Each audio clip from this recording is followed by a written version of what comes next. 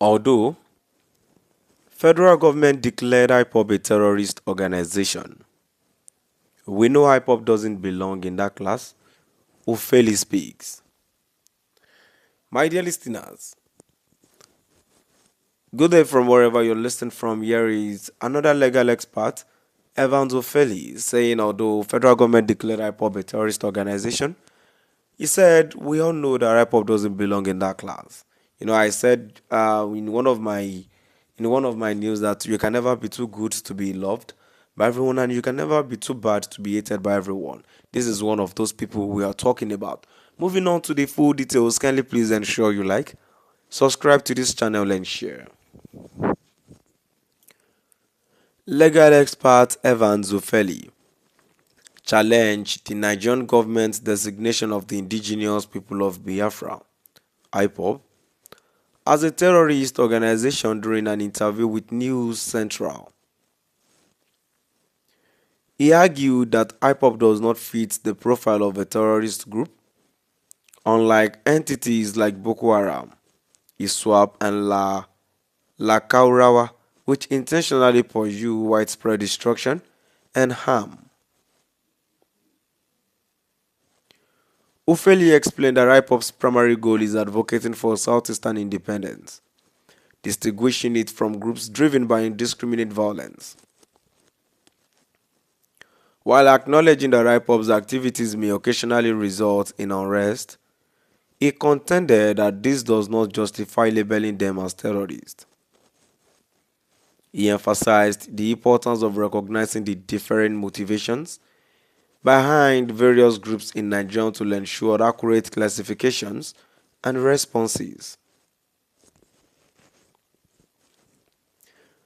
In a statement, he said, even though the federal government declared IPOB a terrorist organization, we know that IPOB does not belong in that class.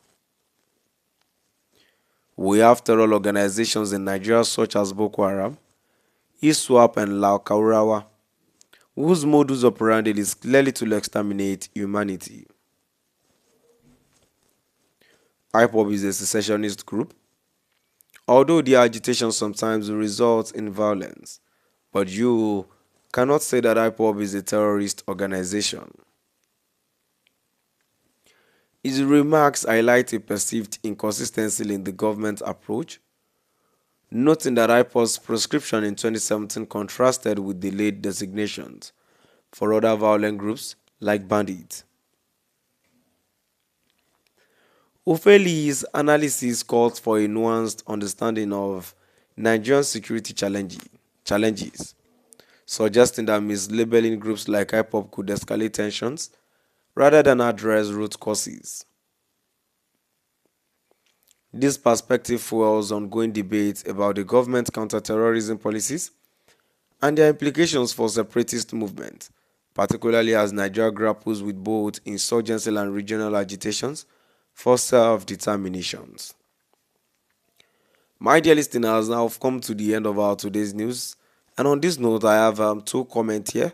The first comment here says, "You're talking around nonsense," and another comment here says, "You are a man, respect and God bless you and your entire family, sir."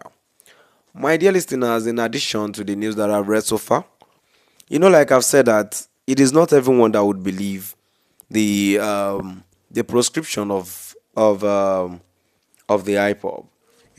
I think what the federal government actually did during the regime of Buhari was that they were scared because they didn't know IPOB's next move. That is why they declared them a terrorist, and that is really uncalled for. So right here, my dear listeners, that will be the end of our today's news. Kindly please ensure you like, subscribe to this channel, and share.